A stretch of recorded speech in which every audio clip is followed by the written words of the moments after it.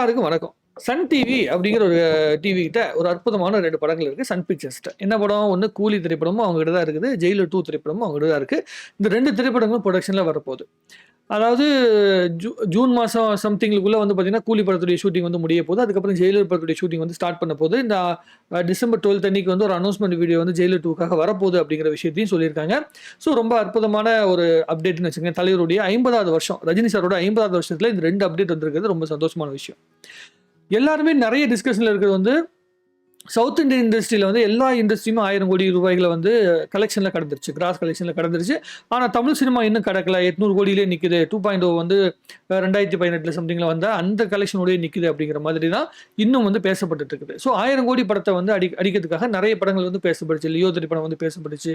அதுக்கப்புறம் கங்குவா திரைப்படம் வந்து 1000 கோடிக்கு மேல வரும் அப்படின்னு வந்து மிகப்பெரிய எதிர்பார்ப்போடு காத்துட்டு இருந்தாங்க. இப்போ மகாராஜா திரைப்படம் வந்து சைனால ரிலீஸ் ஆயிருக்கு. சைனால வந்து நல்ல ஓப்பனிங் இருக்கு அப்படிங்கிற மாதிரி சொல்லியிருக்காங்க. ஸோ மகாராஜா திரைப்படம் வந்து சீக்ரெட் சூப்பர் ஸ்டார் படம் மாதிரியோ இல்லை வந்து ஹிந்தியில் வந்து அந்த தங்கல் திரைப்படம் மாதிரி பெரிய அளவுக்கு வந்து பேசப்பட்டால் அப்போ வந்து அதோடைய கலெக்ஷன் வந்து 1000 கோடியை நெருங்கும் அப்படிங்கிற மாதிரி சொல்லிட்டு இருக்கிறாங்க. ஆனால் அதுக்குண்டான வாய்ப்புகள் இருக்கிற மாதிரி இப்போதைக்கு ஒரு தோற்றம் ஏற்படலை. அது போகிற போக்கில் வந்து தெரிய ஆரம்பிக்கும். ஸோ அடுத்து மிகப்பெரிய பட்ஜெட்டில் பெரிய ஸ்டார் காஸ்ட்ல இருக்கிற படம் வந்து 2 திரைப்படம் தான். ஒன்று கூலி திரைப்படம், இன்னொரு ஜெயிலர் 2 திரைப்படம். இந்த 2 திரைப்படங்களுக்கு தான் பொட்டன்ஷியலாக 1000 கோடி ரூபாயை கிடைக்கிறதுக்குண்டான வாய்ப்புகள் இருக்குது. ஆனால் இதில் எந்த திரைப்படம் வந்து முதல்ல வரப்போகுது? கூலி திரைப்படம் தான் வரப்போகுது. கூலி திரைப்படத்துக்கும் ஜெயிலர் 2 திரைப்படத்துக்கும் ஒரு மிக முக்கியமான ஒரு ஆப்ஷன் இருக்கு. அதாவது இந்த ஜெயிலர் ஃபர்ஸ்ட் பார்ட் வந்து மிகப்பெரிய ஒரு வரவேற்பு வந்து பெற்றிருந்தது. ஹிந்தியில வந்து நம்ம ரிலீஸ் பண்ண முடியல. 4 வாரத்தில் ஓடிடியில் வரணும் அப்படிங்கிற அக்ரிமெண்ட் இருந்தனால ஹிந்தியில் ரிலீஸ் பண்ண முடியல. இப்போ 8 வாரமாக மாறிடுச்சு. அப்போ 2 மாதம் வரைக்கும் கண்டிப்பாக தேட்டரில் ஓடுறதுக்கு உண்டான வாய்ப்புகள் உண்டு. ஸோ கண்டிப்பாக 60 நாட்கள் வந்து தேட்டரில் வந்து ஒரு படத்தை வந்து கொண்டு போய் சேர்த்ததுக்கு உண்டான வாய்ப்புகள் வந்து ஜெயிலர் 2 படத்துக்கு இருக்குது, கூலி படத்துக்கு இருக்குது. அதுதான் இந்த படத்துக்கான பெனிஃபிட். இது எல்லாமே ஒரு படம் ஓடணுமா ஓடக்கூடாதா அப்படிங்கிறத வந்து டிசைட் பண்ணுறது எதுனா வேர்ட் ஆஃப் மவுத் அப்படின்னு சொல்கிறோம்ல, அதாவது ஆடியன்ஸோட ரெஸ்பான்ஸ். இப்போ ரிவ்யூவர் சொல்கிற எந்த ஒரு வார்த்தைகளையுமே பெரிய அளவுக்கு வந்து மக்கள் மதிப்பதில்லை. ஆனால் சோசியல் மீடியாவில் வருகின்ற நெகட்டிவிட்டி வந்து மக்கள் மதிக்கிறாங்க. ஸோ கங்குவா திரைப்படமாக இருக்கட்டும், அதே மாதிரி வந்து வேட்டை திரைப்படமாக இருக்கட்டும், கோத் திரைப்படமாக இருக்கட்டும், இந்த எல்லா திரைப்படங்களுக்குமே பிளான்டு நெகட்டிவிட்டி அப்படிங்கிற விஷயம் வந்து பரப்பப்பட்டுச்சு. ஸோ இது எல்லா திரைப்படங்களும் அதையும் தாண்டி ஓரளவு கலெக்ஷன் வந்துச்சு. கங்குவா திரைப்படம் வந்து மிகப்பெரிய ஒரு பின்னடைவை வந்து சந்திச்சதுக்கு காரணம் அந்த படத்துடைய கண்டென்ட் இல்லை அப்படிங்கிறது. வேட்டையின் படத்தில் கண்டென்ட் இருந்துச்சு. கோத் திரைப்படம் வந்து பார்த்தீங்கன்னா விஜய் சாரோட கடைசி படம் அப்படிங்கிற மாதிரி முதல்ல ப்ரொமோட் பண்ணாங்க. ஸோ அதனால அதுக்கு ஒரு கலெக்ஷன் வந்துச்சு. ஸோ இந்த 2 திரைப்படங்களுமே தப்பிச்சிச்சு. வேட்டையின் படமாக இருக்கட்டும், கோத் திரைப்படம் 2 படங்களுமே கமர்ஷியல் சக்ஸஸில் தப்பிச்சிச்சு. ஆனால் கங்குவா திரைப்படம் வந்து கிட்டத்தட்ட 130 கோடி ரூபாய் கலெக்ஷன் வந்து லாஸ்ட்ல இருக்கு அப்படிங்கிற மாதிரி வந்து சொல்லிக்கிறாங்க. ஆனால் கடந்து போயிட்டு இருக்கு. அதோடைய ஒட்டுமொத்த கலெக்ஷன் என்ன அப்படிங்கிறது வந்து ஸ்டுடியோ தான் தெரியும், நமக்கு தெரியாது. ஸோ இது எல்லாமே வந்து ரிவ்யூ சம்மந்தப்பட்டதா இருக்கு. அதே மாதிரி சரியான நேரத்தில் வந்து ரிலீஸ் பண்ணுறதா இருக்குது. அப்புறமேட்டு ஆடியன்ஸோட ரெஸ்பான்ஸ், அதுதான் மிக முக்கியமான விஷயமா இருக்கு. ஸோ கூலி திரைப்படமும் ஜெயிலர் 2 திரைப்படமும் ஆடியன்ஸோட ரெஸ்பான்ஸ் வேர்ட் ஆஃப் மவுத் நல்லா இருந்துச்சு அப்படிங்கிற பட்சத்தில் அந்த ஸ்டார் காஸ்டோட வேல்யூ வச்சே படம் மிகப்பெரிய அளவுக்கு வந்து ரீச் ஆகும். ஏன்னா இப்போ ஜெயிலர் படம் வந்து பார்த்தீங்கன்னா எல்லா இண்டஸ்ட்ரியுமே வந்து ரசிக்க முடியாது. மோகன்லால் சாருடைய கேமியோவாக இருக்கட்டும், சிவராஜ் சாரோட கேமியோவாக இருக்கட்டும், அதெல்லாம் சரியாக பயன்படுத்தப்பட்டுச்சு. அதுக்கு கதைக்கு தகுந்த மாதிரி இருந்துச்சு. அதனால மிகப்பெரிய இம்பாக்டை உருவாக்குச்சு. அதே மாதிரி கூலி திரைப்படத்தில் வந்து சத்யராஜ் சார் வந்து ரொம்ப நாளைக்கு அப்புறமேட்டு முக்கியமான கேரக்டர் வந்து நடிக்கிறாரு. அதே மாதிரி நாகார்ஜுன் நடிக்கிறாரு. அதே மாதிரி கர்நாடகாவில் வந்து பார்த்தீங்கன்னா உபேந்திரா நடிக்கிறாரு. அப்படிங்கும்போது ஸோ எல்லா இண்டஸ்ட்ரி சார்ந்தவங்களுக்கிட்டையுமே பெரிய ஓப்பனிங் வந்து இருக்கு. ஸோ இவங்க எல்லாருமே எல்லா இண்டஸ்ட்ரி சார்ந்தவங்களுமே ரசிக்கும்படியான ஸ்டார் காஸ்ட் உள்ள இருக்கு. இதில் என்ன சொல்றாங்கன்னா மல்டி ஸ்டார் பண்ணாமல் வந்து கலெக்ஷன் எடுக்க முடியாதா அப்படின்னு சொல்லி வந்து இவங்க பேசிட்டு இருக்காங்க. முதல்ல ஒரு விஷயம் புரிஞ்சுக்கணும்.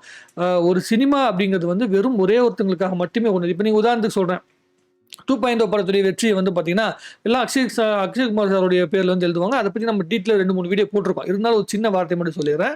அக்ஷய்குமார் சாருடைய லைஃப்பில் அது வரைக்கும் 200 கோடி கடந்த ஒரே படம் வந்து ரவுடி ரத்தோர் அப்படிங்கிற படம். அதுக்கு பிறகு இப்போ 10-15 படங்களுக்கு மேலே வந்து ஃபெயிலியர் பார்த்துட்டு இருக்கிற ஒரு ஹீரோவாக தான் அக்ஷய்குமார் சார் இருக்கார். ஆனால் ஒரு நல்ல ஹீரோ. அவர் வந்து ரொம்ப நல்ல மனுஷன், நல்ல ஹீரோ தான். பட் ஆனால் படங்கள் வெற்றி அடையாத இடத்துல இருக்கார். ஆனால் ரஜினி சார் வந்து 2.0 படத்துக்கு பிறகு, அதாவது 2.0 படம் வந்து அக்ஷய்குமார் சாருக்காக ஓடி இருந்ததுன்னா அதுக்கப்புறம் ஒரு மிகப்பெரிய பிளாக் பஸ்டர்லாம் வாழ்க்கையில் பார்த்துருக்கணும். ஆனால் பார்க்கல.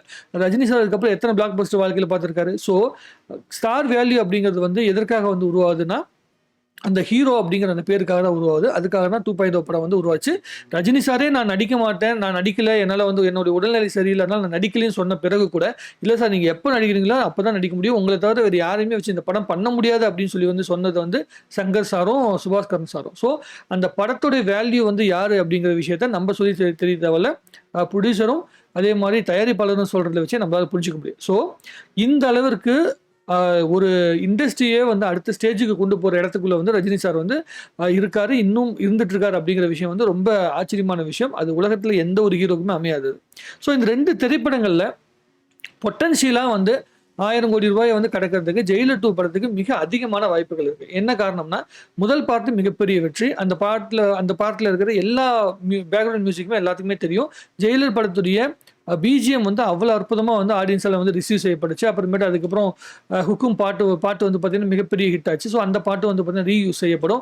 ஸோ இது எல்லாமே ரீயூஸ் பண்ணப்படும்போது ஜெயிலர் 2 படத்துல அந்த பழைய மியூசிக்கை வந்து நம்ம எல்லாருமே எதிர்பார்ப்போம். உதாரணத்துக்கு பைரேட்ஸ் ஆஃப் கரீபியன் படம்லாம் அங்க வந்து ரிலீஸ் ஆகுது. ஹாலிவுட்ல இருந்துச்சுன்னா, அந்த படம் எதற்காக மிகப்பெரிய அளவுக்கு ஃபேமஸ் ஆச்சுன்னா, இந்த ஜாக் ஸ்பேரோ அப்படிங்கிற கேரக்டர், அதுக்கப்புறமேட்டு அந்த பேக்ரவுண்ட் மியூசிக்.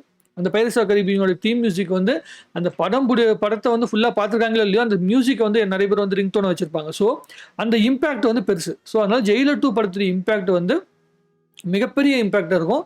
ஏன்னா எதிர்பார்ப்பு பெரிய அளவுக்கு இருக்கும். ஸோ கூலி திரைப்படத்துக்கான பொட்டன்ஷியலான விஷயம் என்னன்னா, அமீர் கான் சார் உள்ள வராரு அப்படிங்கிற விஷயத்தை அஃபிஷியலா அனௌன்ஸ் பண்ண பிறகு படத்துடைய வேல்யூ அதிகமாகும். அதனால இந்த திரைப்படமும் ரூ. 1000,00,00,000 கலெக்ஷன் எடுக்கிறதுக்கான வாய்ப்புகள் உண்டு. எப்படி வந்து ஷாருக் கான் சாருக்கு வந்து பதான் திரைப்படமும் அதுக்கப்புறம் ஜவான் திரைப்படமும் ஒரே வருஷத்துக்குள்ள ரூ.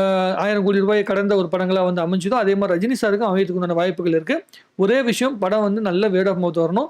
அதே மாதிரி ஜெயிலர் 2 கிடைச்ச அதே வரவேற்பு, ஜெயிலர் படத்துக்கு கிடைச்ச அதே வரவேற்பு வந்து கூலி படத்திற்கும் அதே மாதிரி ஜெயிலர் 2 படத்துக்கும் வரணும் அப்படிங்கிற மாதிரி தான் ஒரே ஒரு விஷயம். ஒரு பாசிட்டிவ் ரெஸ்பான்ஸ், ஓரளவுக்கு பாசிட்டிவ் ரெஸ்பான்ஸ் வந்தாலே போதும். ப்ரொமோஷன் லெவலில் வந்து சன் பிக்சர்ஸ் வந்து பயங்கரமாக பண்ணுவாங்க. ஏன்னா ஏற்கனவே ஜெயிலர் படத்து மூலமா வெற்றியை பார்த்துருக்காங்க. அவங்க எவ்வளோ பெரிய பெரிய அளவுக்கு வந்து ரிலீஸ் பண்ணாங்களோ, அதை விட டபுள் மடங்கு தான் வந்து கூலி படத்தை வந்து ரிலீஸ் பண்ணுவாங்க. ஏன்னா லோகேஷ் கனகராஜ் வந்து அந்த எல்சியூ அப்படிங்கிற விஷயத்த வந்து எல்லா இண்டஸ்ட்ரியிலுமே பேச வச்சிருக்காரு. லியோ திரைப்படத்துடைய வெற்றிக்கு அதோடைய வந்து நல்ல அதர் ஸ்டேட்ல வந்து ஓரளவுக்கு வந்து பாசிட்டிவ் ரெஸ்பான்ஸ் வந்ததுக்குண்டான காரணமே அந்த எல்சியூ அப்படிங்கிற விஷயத்த எல்லா ஸ்டேட்டுக்காரங்களுமே ரிசீவ் பண்ணியிருக்காங்க. ஸோ அந்த ஃபேமில் இருக்கார் வந்து நம்மளுடைய லோகேஷ். ஸோ அதுவும் இல்லாமல் ஸ்டாண்ட் அலோன் மூவியில் வந்து லோகேஷ் கனகராஜ் பண்ண படம் தான் கைதி திரைப்படம். அந்த கைதி திரைப்படத்துலேருந்து தான் இந்த எல்சியூ அப்படிங்கிற விஷயமே உருவாகுது. அதனால இது வந்து இப்போ ஃபுல் அண்ட் ஃபுல் வந்து நான் பயங்கரமாக யோசிச்சு ஒரு படம் பண்ணியிருக்கேன். ரஜினி சார் மட்டுமே பண்ண முடியும் அப்படிங்கிற மாதிரி ஒரு படத்தை நான் பண்ணியிருக்கேன். என் ஃப்ரெண்டு வந்து பண்ண வேண்டிய கதை தான். பட் ஆனால் இந்த கதையை வந்து அவருக்காக சில விஷயங்கள் வந்து பண்ணியிருக்கோம் அப்படிங்கிறத வந்து லோகேஷ் கனகராஜ் சொல்லியிருக்காரு. ரொம்ப வித்தியாசமான ரஜினி சார் வந்து நான் காட்டணும் முயற்சி பண்ணியிருக்கேன். அந்த வில்லனிசம் அப்படிங்கிறத ரொம்ப பீக் லெவலில் காட்டணும் அப்படின்னு சொல்லி வந்து ஆசைப்பட்டிருக்கேன் அப்படின்னு லோகேஷ் கனகராஜ் சொல்லியிருக்காரு. ஸோ ரஜினி சாரை பியூர்லி வில்லனிசமான கேரக்டராக வந்து காட்டுற படம் தான் வந்து இந்த கூலி திரைப்படம். அதற்கு பிறகு வந்து ஜெயிலர் திரைப்படம் வந்து அதாவது ஆன்டி ஹீரோ மாதிரி இருக்கும், அதே மாதிரி ஹீரோ மாதிரி இருக்கும். ரெண்டுமே கலந்த மாதிரி இருக்கும். ஸோ அந்த மாதிரி சப்ஜெக்ட்டுங்கனால 2 திரைப்படங்களுமே அந்த நெகட்டிவ் கிரே ஷேடுன்னு சொல்லுவாங்கல்ல, அந்த நெகட்டிவான கேரக்டர் ஓரியன்டாக இருக்குது அப்படிங்கிறனால கண்டிப்பாக மிகப்பெரிய ரீச் ஆகுதுக்கான வாய்ப்புகள் இருக்குது. இந்த 2 திரைப்படங்களுமே ரூ. 1000,00,00,000 பண்ணுறதுக்கான வாய்ப்புகள் மிக மிக அதிகமான ஒரு சூழ்நிலை வந்து இருக்குது. அதுக்கான தான் பிஸ்னஸ் ஓரியன்டாக வந்து அவங்க ஒர்க் பண்ணிட்டு இருக்காங்க. ப்ரொமோஷனுக்கும் நிறைய ஒர்க் பண்ணிட்டு இருக்காங்க. ஜெயிலர் 2 அனௌன்ஸ்மெண்ட்டுக்கு முன்னாடியே அந்த பிரேக்கிங் பேடை வச்சு இந்த மாதிரி ஸ்டில்ஸ்லாம் வந்து எடிட் பண்ணி போட்டு அதுக்குண்டான வைப் வந்து கொடுக்க ஆரம்பிச்சிட்டாங்க. நெல்சனை பொறுத்த வரைக்கும் சொல்லவே தேவையில்ல. ஒவ்வொரு பாடல் வந்து ரிலீஸ் ஆகும்போதும் சரி, அதே மாதிரி படத்துடைய அனௌன்ஸ்மெண்ட்டாக இருக்கட்டும், அது எல்லாமே ஒரு ஆடு மாதிரி நமக்கு வந்து கொடுக்குற விஷயத்தில் வந்து ரொம்ப அற்புதமாக வந்து பண்ண ஆரம்பிப்பார். லோகேஷ் கனகராஜ் கூட வந்து கூலி படத்துடைய டைட்டில் அனௌன்ஸ்மெண்ட் இப்போ கூட வந்து பார்த்தீங்கன்னா 3 நிமிஷத்துடைய வீடியோ வந்து போட்டு ஒரு பெரிய ஒரு எக்ஸைட்மெண்ட் வந்து ஆடியன்ஸ் மத்தியிலேருந்து கொடுத்தாரு. ஸோ இது எல்லாமே நடந்திருக்கு அப்படிங்கிறனால 2 திரைப்படங்களுமே, அதாவது நெல்சனாக இருக்கட்டும், அதே மாதிரி லோகேஷ் கனகராஜாக இருக்கட்டும், இவங்க 2 பேருமே படத்தை வந்து ரீச் பண்ணுறதுக்கு உண்டான பல முயற்சிகளை ஆன்லைன் மூலமாக, அதே மாதிரி ஆடு மூலமாக, ப்ரொமோஷன் மூலமாக பண்ணுறதுல ரொம்ப பொட்டன்ஷியலான டேரக்டராக இருக்காங்கனால இந்த 2 திரைப்படங்களுமே ரூ. 1000,00,00,000 எடுக்கிறதுக்கான வாய்ப்புகள் இருக்குது. கூலி திரைப்படமே முதல் படமாக இருக்கலாம், ரூ. 1000,00,00,000 எடுக்கிற முதல் படமாக இருக்கலாம் அப்படிங்கிறதா நிறைய பேர் வந்து எதிர்பார்க்குறாங்க.